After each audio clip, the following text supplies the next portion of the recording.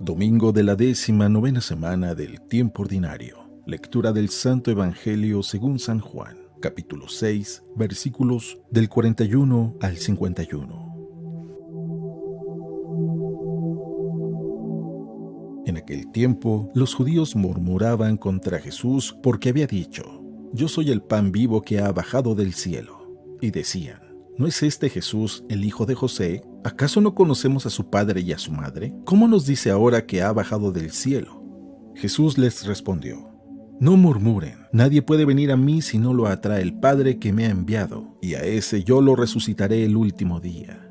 Está escrito en los profetas: todos serán discípulos de Dios. Todo aquel que escucha al Padre y aprende de él se acerca a mí. No es que alguien haya visto al Padre fuera de aquel que procede de Dios. Ese sí ha visto al Padre. Yo les aseguro, el que cree en mí tiene vida eterna. Yo soy el pan de la vida. Sus padres comieron el maná en el desierto y sin embargo murieron. Este es el pan que baja del cielo para que quien lo coma no muera. Yo soy el pan vivo que ha bajado del cielo. El que coma de este pan vivirá para siempre. Y el pan que yo les voy a dar es mi carne para que el mundo tenga vida».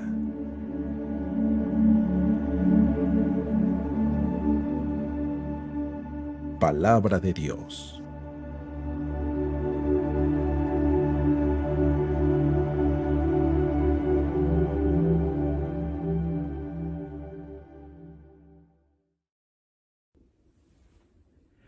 Muy buenos días. El día de hoy ya es domingo y el Evangelio nos va a hablar precisamente de la importancia de la Eucaristía. Y nada más y nada menos que es el mismo Jesús quien habla de que su cuerpo es verdadera comida y su sangre es verdadera bebida. En aquel entonces esas frases causaron mucho escándalo y mientras las personas más y más querían entender, más y más se confundían, hasta el grado que la próxima semana vamos a leer cómo todo mundo lo abandona, quedando solamente el pequeño grupo de los 12 de los discípulos. Y es que es algo tan curioso porque en un mundo tan lleno de hambre y sed de amor, yo creo que poco deberíamos de tratar de racionalizar o de cuestionar y más deberíamos de tratar de buscar, sentir o experimentar el amor.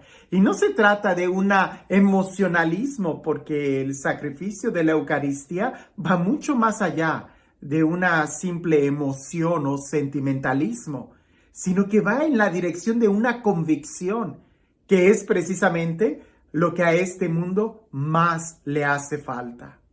Pero sin entrar todavía de lleno a la reflexión del Evangelio, te invito a que lo leamos y presta mucha atención en las palabras que este Evangelio emplea para referirse a cómo la gente empezó a distorsionar el mensaje de Jesús y las afirmaciones tan radicales que Jesús hacía sobre el alimento que Él les estaba dando.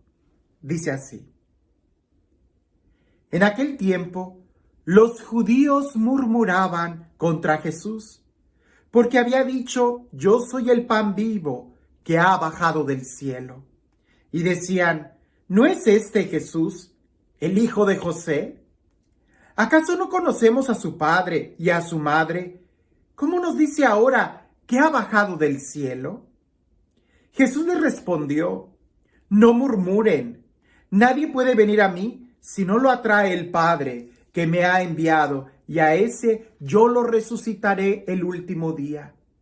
Está escrito en los profetas: todos serán discípulos de Dios, y todo aquel que escuche al Padre y aprenda de él, se acerca a mí. No es que alguien haya visto al Padre fuera de aquel que procede de Dios, ese sí ha visto al Padre. Yo les aseguro que el que cree en mí tiene vida eterna. Yo soy el pan de la vida». Sus padres comieron el maná en el desierto y sin embargo murieron. Este es el pan que ha bajado del cielo para que quien lo coma no muera. Yo soy el pan vivo que ha bajado del cielo. El que coma de este pan vivirá para siempre, y el pan que yo les voy a dar es mi carne, para que el mundo tenga vida. Wow. Son palabras muy fuertes. Y pudiéramos adentrarnos a esta, pudiéramos decir, exégesis o tratar de entender este discurso de Jesús desde muchos aspectos, desde el aspecto teológico, desde el aspecto antropológico e incluso desde el aspecto gramatical. Porque la forma literaria en la que Jesús está hablando es de una radicalidad contundente. Al utilizar un ejemplo, Él explica una realidad. El ejemplo que Él utiliza es del maná, que los padres, los antiguos judíos comieron en el desierto y sin embargo murieron. Jesús, al utilizar ese ejemplo, habla de la realidad del verdadero pan que Él va a dar, su cuerpo, su sangre. Algo que también nos debe de captar mucho la atención es de que este evangelio empieza diciendo que los judíos murmuraban. Y esa palabra que 2 veces aparece en este evangelio es la misma palabra que en el Antiguo Testamento se emplea para decir que los judíos murmuraban contra Moisés. Parece que si leemos detenidamente el evangelio, lo que los judíos están dudando no es tanto a que Jesús se presente como el pan de vida, sino a que incluso está diciendo que Él viene de Dios. Y ahí es donde dicen, pues no es este el hijo de José, no está su padre, su madre entre nosotros, ¿por qué dice que ha bajado del cielo? Y murmuran, y mientras más tratan de entender estas afirmaciones de Jesús, más se confunden hasta el grado que terminan rechazándolo. ¿No sucederá lo mismo el día de hoy? Que muchas veces nosotros queremos racionalizar, pero en lugar de preguntar para entender, tratamos de sacar conjeturas nuestras y entonces terminamos alejándonos de la verdad. ¿No ese es el principio de la mayoría de los chismes y de los problemas que sucede? De que nos hacemos ideas. Como a veces yo les digo, yo soy responsable de lo que yo digo, no de lo que tú entiendas. Porque el día de hoy, el problema más grande del día de hoy es de que cada uno hace conjeturas y no escuchamos bien lo que se nos está diciendo. Jesús hace una afirmación. Él es el pan de vida. El que lo recibe tiene vida eterna. Recuerdo que una vez el padre Pablo, cuando estábamos hablando sobre la exposición del Santísimo en la custodia, cuando se expone una hostia consagrada. Y él decía que el que Jesús esté expuesto en una custodia significa que nosotros también nos deberíamos de exponer ante Él y tomar el riesgo de ser transformados. Y es que si nosotros nos acercáramos con la actitud de explícame, maestro, aliméntame, te necesito, nuestra vida sería diferente. Piensa en esto. Si tú estás en el desierto y hace mucho calor y tú has sudado mucho y no has tomado agua y alguien te ofrece un vaso de agua, difícilmente tú estarías cuestionando el proceder de esa agua. Lo normal es, ante un sediento, inmediatamente beber ese líquido y después quizás vas a preguntar de dónde lo adquirió, cuántos sales tendría esa agua o minerales, o si sería agua gaseosa o embotellada o si pasó por filtros. Lo que tú haces primero es calmar tu sed. Es mucho más fácil entender y racionalizar nuestra fe cuando tenemos la experiencia. Por eso, ante el milagro de la Eucaristía, ve con humildad, ve con necesidad. Acércate como alguien que tiene hambre de la vida eterna. Y una vez que seas saciado, como el mismo Jesús lo dice, entonces podremos entender y dar razones profundas de por qué Jesús decidió quedarse en este sacramento. Yo recuerdo en una ocasión cuando estaba enseñando catecismo, era seminarista y yo me sentía muy buen catequista, ¿verdad? Yo creo que al lado de Ripalda me quedé peor, porque yo les decía a los niños, repitan después de mí, el pan se convierte en la carne de Jesús y el vino se convierte en la sangre de Jesús. Y ahí los tenía repitiendo. Después de que el sacerdote pronuncia las palabras de la consagración, el pan se convierte, y todos los niños, en la carne, y el vino se convierte en la sangre. Hasta que un niño levanta la mano y me dice, seminarista, ¿y qué parte de la carne se convierte la hostia? Y en ese momento yo dije, oh no, yo estoy muy lejos. Dije, no, no es carne, no es un filete de carne, es la persona de Jesús. Y si nosotros nos acercamos sabiendo que es Jesús mismo a quien comemos como pan, la invitación es a que nosotros nos convirtamos en pan para que los demás también se alimenten de nosotros. Es convertirnos en Jesús o dejar que Él tome posesión de nosotros. Y como diría San Pablo, ya no seremos nosotros los que vivamos, sino Cristo el que vive en nosotros. Pasar y comulgar el cuerpo de Jesús, pasar y comulgar el pan de vida eterna, es precisamente tener vida, tener amor, ser pan para que otros puedan alimentarse de nosotros. Pero ¿los demás se alimentan de nosotros? Si no, entonces más que pan, pareceríamos cactus o una piedra, porque nadie le da una mordida a un cactus con espinas. Si nosotros dejáramos reinar a Jesús en nuestra vida, si en verdad comulgáramos queriendo tenerlo en nuestro corazón, entonces toda nuestra vida sería diferente. Comerlo es convertirnos en Él, es dejar que Él nos dé su vida, que Él nos moldee desde nuestro interior, para que entonces podamos tener una comunión con Dios y con nuestros hermanos. El día de hoy, tristemente, se está pensando que la comunión es muy personal, es entre Dios y cada uno de nosotros. La forma en como nosotros amamos a Dios es amando a nuestro hermano. Si se llama comunión es porque nos une unos a otros en la unión que tenemos con Dios. Sin dudarlo, Jesús es el pan de vida. Y en cada Eucaristía, así como desde el primer momento del cristianismo, nosotros nos seguimos acercando al altar, donde es el mismo Jesús quien se da a nosotros como alimento.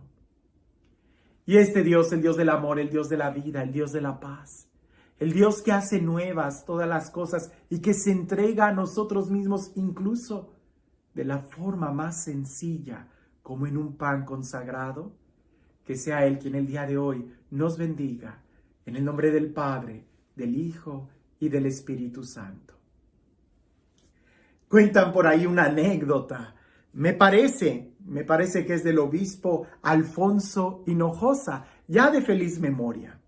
Este obispo solía, después de comer, de tomar los alimentos del mediodía, él solía ir a la plaza que estaba enfrente de la catedral y sentarse allí. Y dejar que la gente pasara, lo saludara y tener cualquier diálogo casual con los que por ahí transitaban en el centro de la ciudad.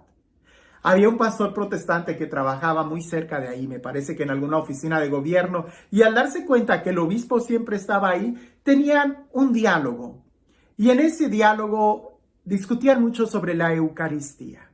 Entonces venía e iba aquel pastor protestante dialogando con el obispo Alfonso Hinojosa sobre la Eucaristía, el por qué los católicos sostienen que Jesús está realmente presente en la hostia consagrada. Y el obispo, siendo una persona tan educada, le explicó de todo a todo, desde el aspecto antropológico, desde el aspecto litúrgico, desde el aspecto histórico, desde el aspecto sacrificial, desde los sacrificios del Antiguo Testamento, la antigua alianza y cómo todo esto se va tomando una dimensión y una realidad precisamente en la cena pascual que Jesús realizó con sus discípulos y cómo el mandato bíblico se ha continuado hasta el momento actual. Incluso también lo explicó de manera filosófica, metafísica, lo que es la transubstanciación y todos los aspectos. A tal punto que el pastor protestante ya no tenía más preguntas. Y cuentan que en aquel entonces el sagrario se encontraba atrás del altar en la catedral de Ciudad Victoria. Y aquel pastor que estaba en medio de la plaza podía ver a través de las puertas abiertas de la catedral el sagrario que estaba al fondo. Y él, contemplando el sagrario por algunos instantes en silencio, El obispo, mientras tanto, estaba pensando en su interior, ya lo convertí, ya le expliqué todas las dudas que tenía, ya le aclaré todas las dudas, entonces ya no le queda más que aceptar la fe y la verdad. Y el pastor protestante que estaba mirando el sagrario allá adentro de la catedral, voltea y le dice al obispo, ¿sabe? Casi me convence. Y el obispo abre los ojos y dice, ¿y ahora qué pregunta va a tener? Y dice, casi me convence porque todo me quedó claro bíblicamente, filosóficamente, históricamente, litúrgicamente, todo me quedó claro. Pero hay algo que no entiendo. Si es verdad que ustedes los católicos creen que Jesús está presente en cada sagrario, en cada hostia consagrada, ¿por qué la catedral está vacía? Él le dijo al obispo, si yo creyera que Jesús estuviera ahí, trataría de visitarlo todos los días, por lo menos 1 hora. Cuando viene mi artista favorito a cantar a la ciudad, yo hago todo lo posible para ir. Compro un boleto y pido permisos de todo a todo para estar en el concierto. Si Jesús estuviera ahí, yo dejaría todo, sin dudarlo, para estar por lo menos 1 hora diaria. Dicen que el obispo no supo qué responderle, pero que ciertamente a partir de esa experiencia, él dedicó muchas de sus homilías a enfatizar en la importancia de ir y orar frente a Jesús Eucaristía. Cuando tú estás frente a Jesús Eucaristía, cuando lo recibes, cierra tus ojos y contempla lo que sucede en tu corazón, porque tu corazón late de manera diferente cuando estás cerca de alguien que sabe que te ama. Que tengas un excelente día.